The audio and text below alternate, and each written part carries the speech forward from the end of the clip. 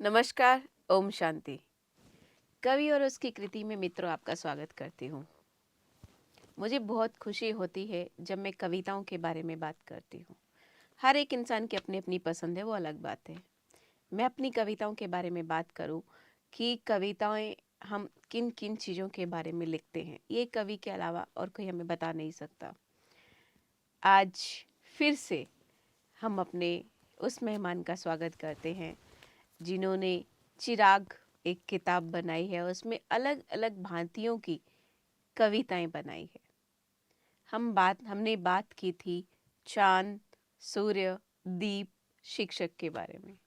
आज एक नई कविता आपके समक्ष में लेकर आई हूँ। उसका नाम है धर्म ग्रंथ। क्या है ये धर्म ग्रंथ? किसको कहते हैं ये धर्म ग्रंथ? कौन लेके आया है? किसने बनाया है? क्या मैंने, आपने, किसी और ने? कोई नहीं जानता। धर्म क्या है? जहाँ तक माना जाए, हर एक व्यक्ति की अपनी अपनी उल्लंघना है कि धर्म उसने बनाया है, उसने बनाया है, उसने बनाया है। लेकिन हमारा भगवान एक ही बात कहता है कि जो अच्छे कर्म करता है वही एक हमारा धर्म बनता है। कर्मों के ऊपर देखी जाए वो एक बहुत बड़ी गुह्य गति है। भगवान हमारे समक्ष रहते हैं, हम अच्छे कर्म करेंगे तो उसका लेखा जोखा लिखने वाला एक प्रभु ही है। हम बात करेंगे धर्म ग्रंथ के बारे में, जिसका एक नाम दिया गया है कविता, और ये लिखी हुई है यशपाल शर्मा जी ने। हमारे इस कार्यक्रम में पधारे हुए हैं पठानकोट से यशपाल शर्मा जी। मैं आपका और आप उनका स्वागत करते हैं। यशपाल शर्मा जी, आपका इस कवि और कृति के कार्यक्रम में बहुत बहुत स्वागत है। मैं आपका आपको धन्यवाद देता हूँ कि आपने मुझे यहाँ स्टूडियो में बुलाया जी और कुछ कहने के लिए मुझे मौका दिया। जरूर। आज हम आपकी चिराग किताब में से ली हुई एक बहुत बड़ी एक ऐसी कविता है जिसका नाम है धर्म ग्रंथ। क्या है ये धर्म ग्रंथ? धर्म, पहले तो ये समझना जरूरी है कि धर्म है क्या। जी। धर्म का सही मायने अर्थ है धारण करना। जितने भी धर्म ग्रंथ हैं, चाहे वो गीता है, चाहे बाइबल है, चाहे रामायण है, चाहे कुरान है, इन सब में इंसानियत की बात कही गई है, मानवता की बात कही है। किसी धर्म ग्रंथ में ये नहीं लिखा गया है कि आप मानव को प्रेम न करो। सब में ये कॉमन बातें हैं, समान बातें हैं कि सच बोलना, चोरी न करना, परमार्थ के कर्म करना, मधुर बोलना और सब के प्रति एक प्रेम का भाव रखते हुए, एक भ्रातृ भाव रखते हुए उसके साथ व्यवहार करना। ये सब ग्रंथों में लिखा हुआ है। किसने बनाया ये ग्रंथ? ये जैसा जैसा कहीं का वातावरण रहा होगा और विद्वान जो ईश्वर के साथ जुड़े रहे होंगे, हमारे पीर, पैगंबर, ऋषि, मुनि, उन लोगों ने जैसा समझा कि आने वाली पीढ़ियों के लिए हम कुछ ऐसा छोड़ जाएं कि हमारे इनको पढ़ करके वो हमारे पद चिन्हों के ऊपर चलें, और जो मानव के प्रति उनका जो प्यार है, जो सहयोग है, वो बना रहे, और जो धरती जो है आने वाली पीढ़ियों के लिए वो एक ऐसा एक आदर्श रूप में छोड़ करके गए हैं, लेकर के गए हैं कि ऐसा जीना है ताकि संसार जो है जो फूलों की एक फुलवाड़ी की तरह महकती रहे। तो क्या आपको लगता है कि आजकल के उस समाज के हिसाब से धर्म ग्रंथ चल रहा है? मैं ऐसा मानता हूं कि लोग धर्म को कट्टरता के साथ लेते हैं। मैंने एक पुस्तक देखी डॉक्टर हरवंश राय बच्चन जी की, जी। निशा निमंत्रण। उनकी पहली बीबी श्यामा 216 दिन के बाद जब उनका देहांत हुआ तो उसके बाद उन्होंने वो निशा निमंत्रण लिखी। निशा निमंत्रण की जो पहली ही कविता है वो है दिन धीरे धीरे डलता है। तो उसका कोई भी पुस्तक पढ़ने से पहले पहला उसका प्रेफेस पढ़ो, प्रकथन पढ़ो हम्म, कि जो लेखक है वो क्या कहना चाहता है, अपने मन की बात। जैसे मैंने इसमें मन की बात की है, तो हर लेखक अपनी पुस्तक से पहले अपने मन की बात करता है। तो मैं पढ़ रहा था, तो पढ़ते पढ़ते मुझे जो मैंने पढ़ा तो मैं बहुत कुछ सोचने के ऊपर मजबूर हुआ। उन्होंने लिखा था कि बहुत समय की बात है कि लोगों ने भगवान से प्रार्थना की समूह के रूप में कि हे ईश्वर, हमें को देवता धरती पे उतारी है, जहाँ 33 करोड़ देवता है, ताकि हम उसकी साक्षात रूप में उसके दर्शन करें और उसकी पूजा करें। क्या आप मानते हैं कि 33 करोड़ देवी देवताएं हैं? असल में देखा जाए तो भारतवर्ष में 33 करोड़ की भी जनता थी, उनके जो संभाव था, एक दूसरे के प्रति सौहार्द था, प्रेम था, वही देवता थे और सही अब? मायने में। और अब तो 133 हो गए। मैं अब आपसे तो अब यही तो यही एक एक आप तो 133 करोड़ हो गए मैं अब वही तो। कहने वाले कहने का मतलब यही है कि आप कह रहे हैं भारत में 33 करोड़ देवी देवता हाँ थे। हाँ, वो किसने देखे? देखे किसी नहीं, ये उनकी एक कल्पना है। मैं ऐसा मानता हूँ, जिस आदमी के हृदय में मानव के प्रति प्रेम है, सहयोग है, समर्पण है, वही देवता है। जिसमें दया भाव नहीं है, जो सहयोग करने वाला नहीं है, जो मदरवासी नहीं है, जो भ्रातृभाव रखने वाला नहीं है, मैं कहता वो देवता नहीं है। वो देवता भी अगर हो तो मैं उसे देवता मानने के लिए तैयार नहीं हूँ। देवता तो पहले दया होनी दया चाहिए, होनी चाहिए। को मानवता के प्रति उसका एक विश्वास होना चाहिए उसका। आपने बोला थे, हाँ, आजकल की क्या उस समाज के हिसाब से, धर्म ग्रंथ के हिसाब से, क्या वो मानवता है? क्या वो धर्म ग्रंथ है? क्या वो इंसानियत है? क्या वो 33 करोड़ देवी देवताओं में आते हैं इस भारत में? क्या इस भारत को अभी भी वो स्वर्ग कहा जाएगा? मैं पहले अपनी बात पूरी करूँगा मैं। जी जरूर। तो उसमें क्या लिखा था कि उन्होंने समूह को बेनती की कि हमें देवता चाहिए। हाँ। भगवान ने किसी देवता को कहा भी यार जाओ पृथ्वी पे जाओ, लोग चाहते हैं कि वो एक देवते की ज़रूरत है। जी। भगवान ने देवता भेज दिया। देवता भेजने से पहले उसने कहा कि इस दिन देवता इस समय पे रात्रि को उतरेगा आसमान से। जी। तो लोगों ने, उनके पास टाइम था, वो 6 महीने या 4 जैसा भी समय मिला, जी। उन्हें एक बहुत बढ़िया एक मंदिर बनाया। मंदिर के बीच में देवता के बैठने के लिए जगह बनाई गई। तो जब वो समय था उसका आने का, देवता का उतरने का, तो देवता आने से पहले उन्होंने डोल की चिमटा, जैसा कि वो भजन कीर्तन करते हैं, अच्छे कपड़े पहने, सब ने, बच्चों के, स्त्रियों, पुरुषों ने सब आकर के वहाँ खड़े हो गए। वो सब कुछ कीर्तन कर रहे हैं उसके स्वागत के लिए। देवता उतर रहा है। देवता तो देवता है, एक अलौकिक रूप में आ रहा है। लोग हर्षित हो रहे हैं। जैसे ज़मीन पर उतरा, लोग उसको लेकर के अंदर जाके जहाँ उसका आसन बैठाया था मंदिर में, उसे बैठाया। लोग हार डालने लगे उसके गले में, हार डाले। जिनको लोगों की भीड़ थी, तो जिनको हार डालने का मौका नहीं मिला, वो जितने भी फूल लाए थे, जितने मिले उन्हें, वो उसके ऊपर फेंकने लगे। जैसे उसके मुंह तक, नाक के ऊपर तक वो फूल आए देवता के, तो वो चिल्लाया खड़ा पे, और ना और फूल ना मेरे ऊपर डालना, मेरा सांस घुट रहा है। लोगों ने सुना रही, अंधी श्रद्धा थी उन लोगों की। फूल करते करते करते अंबार उसके ऊपर उसके कर दिया, फूलों का कर दिया। रात, आधी रात से ज़्यादा हो चुकी थी। तो पुजारी ने भी दरवाज़ा बंद किया। तो चलो सुबह देवता की बाद में बात करते हैं, बाद में पूछते हैं। आप तो जी फूलों में सो रहा है अब जी। लोग भी अपने घरों को चले गए। जब सुबह हुई तो पुजारी आया, उसने मंदिर खोला, तो जो फूल जब हटाए थे तो देवता मर चुका था। अरे वाह। जब देवता मर गया, लोगों में जाए तो लोग बड़े निराश हुए। उसका संस्कार किया गया। लोगों ने कहा ये देवता मर गया है तो करें क्या। किसी जो फिर आपने विचार विमर्श हुआ कि यहाँ तो 33 करोड़ देवता है, एक मरा तो क्या, अभी बकाया बहुत ज़्यादा है। और फिर भगवान से प्रार्थना की कि हमें देवता भेजिए। जी जी। तो भगवान ने कहा चलो कोई बात नहीं, एक चला गया, अभी तो बहुत फौज पड़ी है जहाँ पे। और जिससे कहता हम तो नहीं जाएंगे, ये पुरुष जाति हमें मार देगी। हार करके भगवान ने सूर्य देवता को कहा कि हे सूर्य देव, आप तो प्रतापी हो, आप में तब्बल है, हैं? आप जाइए धरती के ऊपर, वो धरती बसी आपका आपकी पूजन करना चाहते हैं। तो वो कहना मैं नहीं जाऊँगा। क्यों? इसलिए कि ये जो मानव जाति है ये तो मेरे ऊपर पानी डाल डाल करके मुझे भी ठंडा कर देगी, मैं जाने वाला नहीं हूँ। और लोग जो हैं वो रोज़ प्रार्थना कर रहे हैं। हार करके भगवान ने कोई रास्ता ना देखते हुए ऊपर से पत्थर फेंके। तो पत्थर फेंके, कहोगे भैया बात यह है कि अब देवता आने को राजी नहीं है।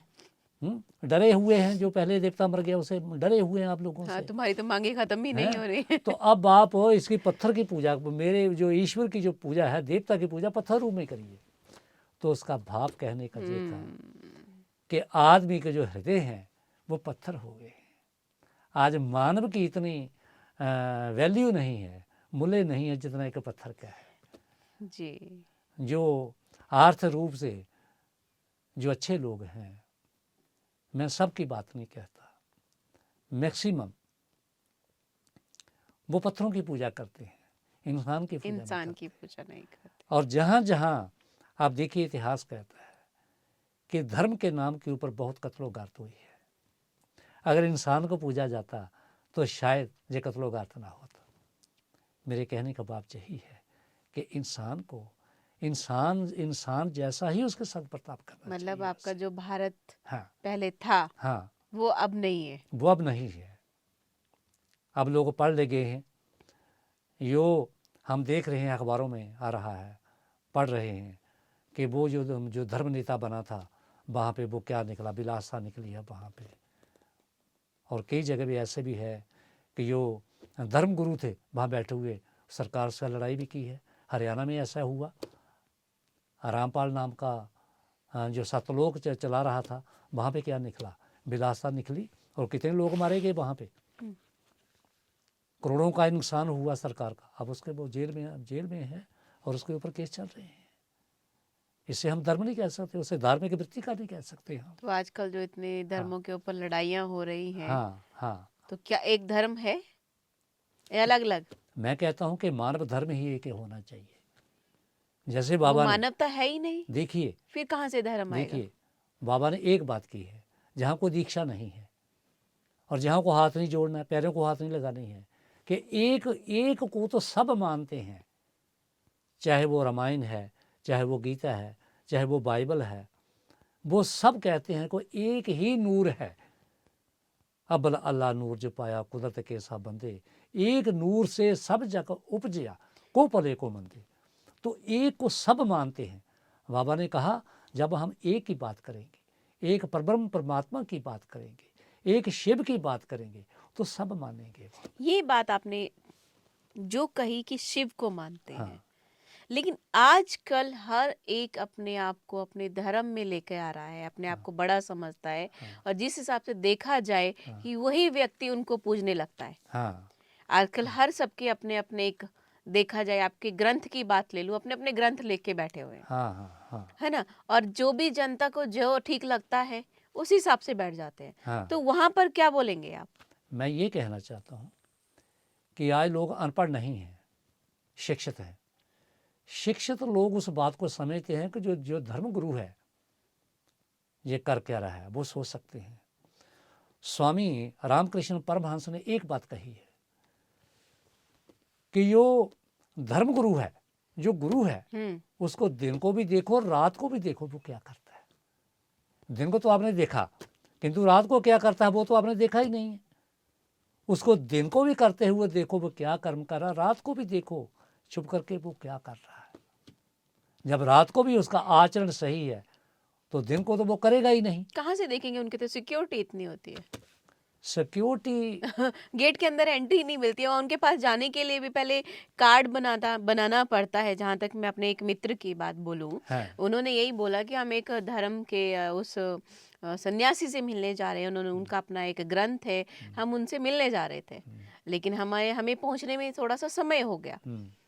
हम सुबह जाते थे लेकिन सुबह के बजाय हम शाम को जा रहे हैं, लेकिन शाम को हमारा लेट हो गया, हमारे पास कार्ड नहीं था, लेकिन हमको एंट्री नहीं मिली। तो वो कैसे देखेंगे रात को? आपका तो विचार ये है कि जो दिन में देखते हैं हम रात को भी देखें। जो उनके अनुयायी हैं, जी। आस पास हैं, जी। वो चैतन्य होने चाहिए, वो विवेक बुद्धि के होने चाहिए कि जैसे जो हमें रास्ता दिखा करके ईश्वर से मिलन करवाना चाहता है, उस रात्रि को तो देखें हम। इतना ज्ञान तो उन लोगों को होना चाहिए। उनके वो विश्वास भी उनके हो, साथ मिले हों तो। न विश्वास हो किंतु अंधविश्वास ना हो। हम्म। और सबसे ज़्यादा नारियाँ लुटती हैं, नारियाँ सबसे क्योंकि ज़्यादा। उनको विश्वास होता है ना कि ये इंसान है, हमें उसके साथ मिलके हमको ये प्राप्ति होगी।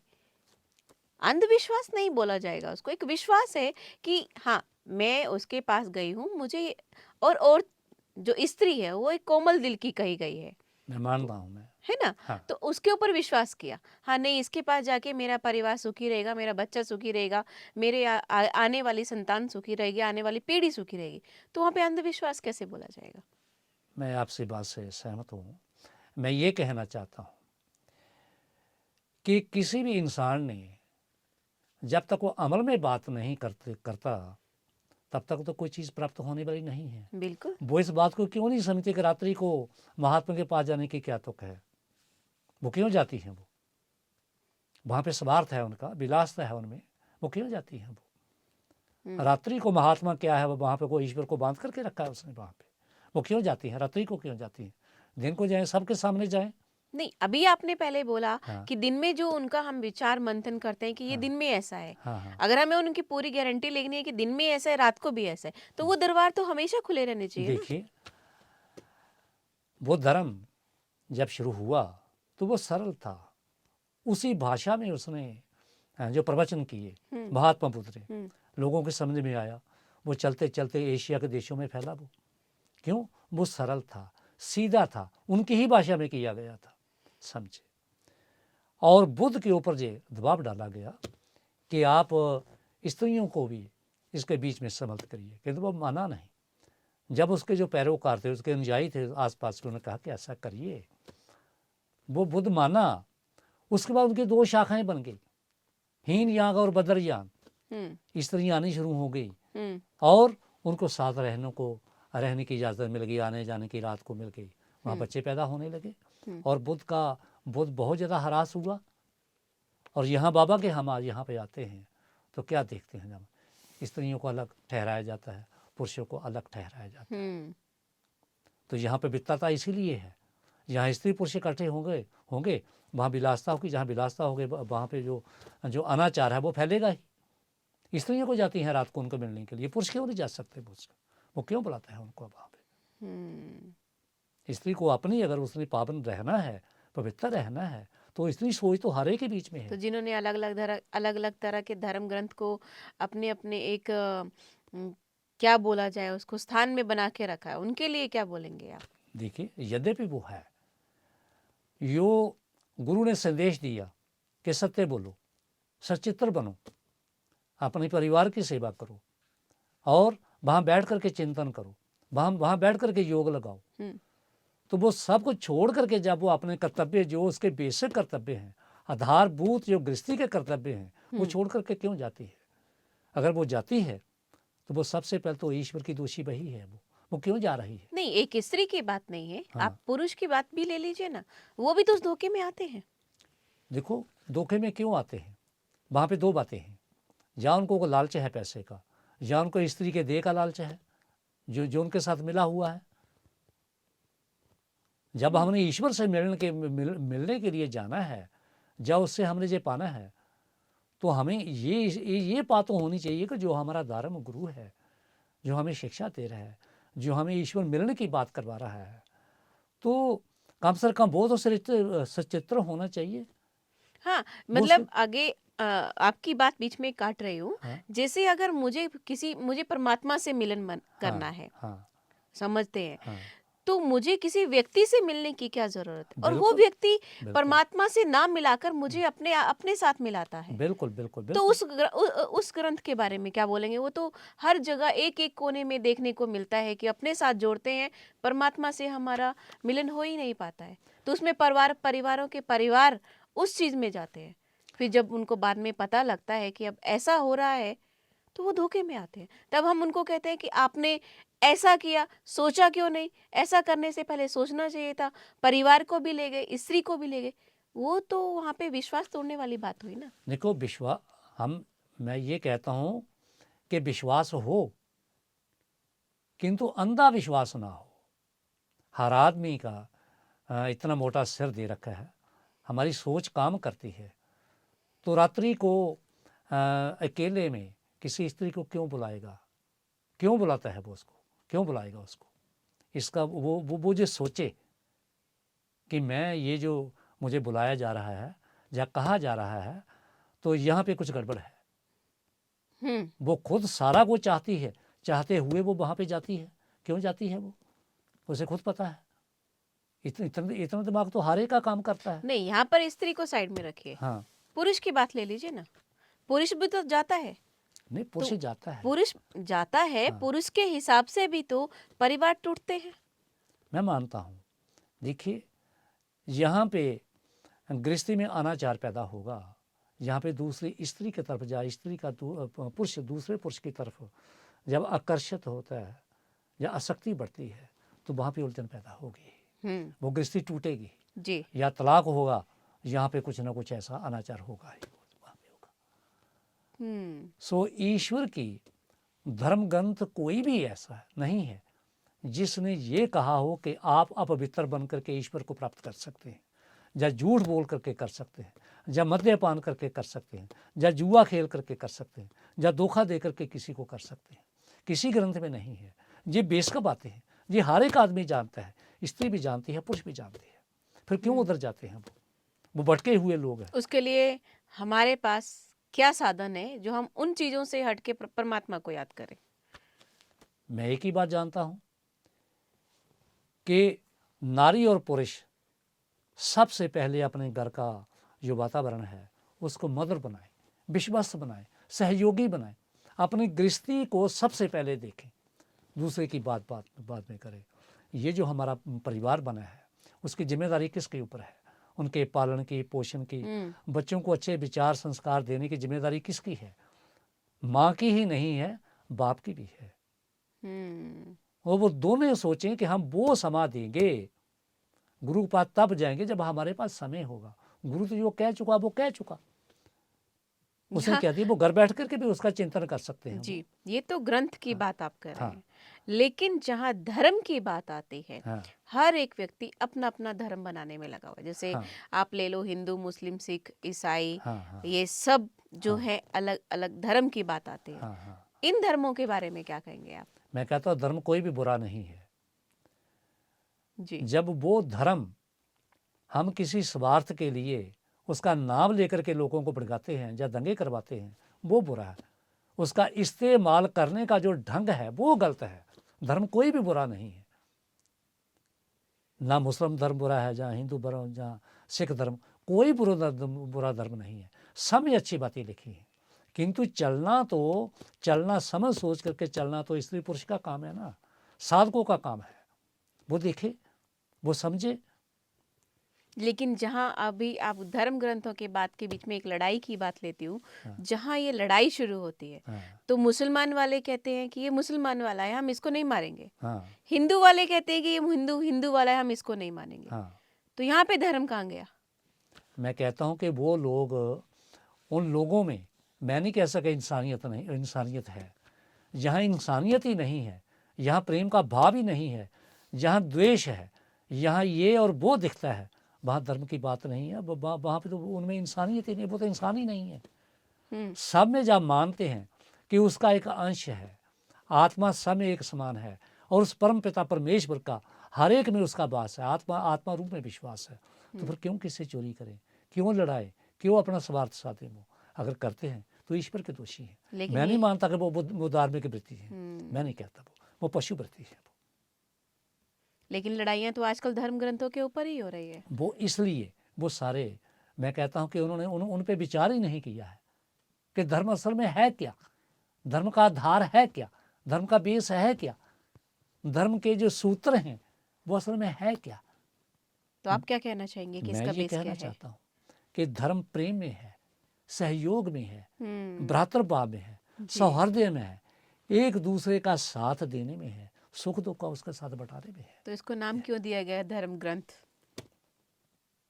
धर्म ग्रंथ देखिए ना, धर्म को बताया कि धर्म तो एक नाम दिया गया, धारण करने का नाम धर्म है। यो नियम, यो मानव के लिए, मानवता के लिए, पूरे समाज के लिए, देश के लिए, विश्व के लिए जो बनाए गए हैं, वही जो धारण करने हमें धारण करने चाहिए। विश्व बंधुत्व की बात की जाती है, समाज की बात नहीं, देश की बात नहीं, विश्व बंधुत्व की बात की है। कभी भारत को धर्मगुरु कहा जाता था जी। धर्मगुरु इसलिए कहा जाता था कि यहाँ पे बुद्ध जैसे, राम जैसे, कृष्ण जैसे और मोहम्मद जैसे यहाँ पीर पैगंबर अवतार हुए हैं। उन्होंने लोगों को एक रास्ता बताया कि ये रास्ता एक मानवता का है, ये रास्ता जीने का है। हाँ, उस समय भी आपके नाम से ये महसूस हो रहा है कि वहाँ पर भी हिंदू थे हाँ और वहाँ पर भी मुसलमान थे, तो वहाँ पे कोई धर्म ग्रंथ नहीं आता है। कहने का तात्पर्य आपका यही है हाँ कि वहाँ पर भी धर्म ग्रंथ नहीं आता है, वहाँ पर सिर्फ इंसानियत आता है। इंसानियत है। इंसानियत का दूसरा नाम ही मैं कहूँगा धर्म है। यहाँ इंसानियत की बातें ही नहीं हैं। वो नियम जो उन्होंने कहे, वो बातें जो उन्हें इंसान को इंसान के जोड़ने के लिए कहे, सहयोग करने के लिए, सौहार्द पे एक दूसरा कैसी पद्धति से ईश्वर को याद करता है। कोई किसी से करे, किसी को क्या उलझन है। कोई मूर्ति पूजा करे, कोई ग्रंथ साहब पढ़े, कोई जाकर के बांग दे जाकर के मस्जिद में, किसी को इसमें उलझन नहीं होनी चाहिए। इसमें अपनी अपनी अपना लेकिन अपना बीच में आपकी बात काट रही हूँ, किसी को कोई उलझन नहीं होनी चाहिए। हाँ लेकिन अगर कोई मुसलमान एक मंदिर में जाता है हाँ हाँ तो उसके ऊपर बोलते हैं, नहीं नहीं नहीं नहीं, हाँ आप मुसलमान हो, आप मंदिर में नहीं जाएंगे। एक हिंदू मुसलमान के उस मक्के में जाता है, नहीं नहीं आप हिंदू हैं, आप नहीं जाएंगे, वहां पे क्या कहेंगे आप? मैं कहता हूँ ये बात गलत है। कोई भी कहीं भी मंदिर, गुरुद्वारा, मस्जिद, किसी को भी वहां रोकने का हक नहीं है।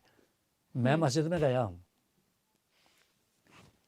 कश्मीर में, श्रीनगर में। मैंने जो आज तक सुपान लिख रहा था, तो वहाँ पे हजरत बल, वो उसे मिनी मक्का बोलते हैं, वहाँ मैं गया हूँ। वहाँ जाके देखा, वहाँ बैठा, मैं समझा, और जो वहाँ पे पढ़ा, नोट किया, वो उसमें बीच में लिखा। मुझे कोई दिक्कत नहीं आई वहाँ पे, मुझे कहीं को ले जाए। मैं समझता हूँ कि ईश्वर कहाँ है। ईश्वर हर एक इंसान में है, प्रेम में है, सहयोग में है, अपनेपन में है, संभाव में है, जी, जी। स्वतंत्रता में है। सबको स्वतंत्रता है, वो किसी भी विधि से ईश्वर को याद करे। आपकी बातें, मैं आपकी बातों को यहाँ पर विराम देती हूँ, इसलिए क्योंकि आपका धर्म ग्रंथ की जो कविता है, आप हमने उसको शुरू भी नहीं किया है। हाँ क्योंकि ये धर्म ग्रंथ हमारे दर्शकों को, मुझे जानना बहुत ज़रूरी है हाँ कि आखिरकार ये धर्म ग्रंथ है क्या। हाँ आपकी कविता हम अगले एपिसोड में हाँ। शुरू करेंगे। तब तक के लिए दीजिए आप मुझे बहुत इजाज़त। बहुत धन्यवाद, शुक्रिया। मित्रों, धर्म ग्रंथ की कविता अभी तक शुरू भी नहीं हुई। हमारी चर्चा बहुत अच्छी चल रही थी। मुझे उम्मीद है कि जो मैं पूछ रही थी, आपके मन में भी कुछ ऐसे ही सवाल आ रहे होंगे। अगर आपके मन में कोई सवाल है तो अपने मन में उसको रखिए और किसी जो ऐसा बड़ा व्यक्ति है उससे पूछने की चेष्टा कीजिए कि धर्म ग्रंथ है क्या। क्योंकि हम उसको जानेंगे तभी हम उसको समझेंगे तो अमल कर पाएंगे। अगली कड़ी में कवि और उसकी कृति के कार्यक्रम में धर्म ग्रंथ की कविता को लेकर आपके समक्ष फिर से हाजिर होंगे। तब तक के लिए दीजिए इजाजत। नमस्कार। ओम शांति। धन्यवाद।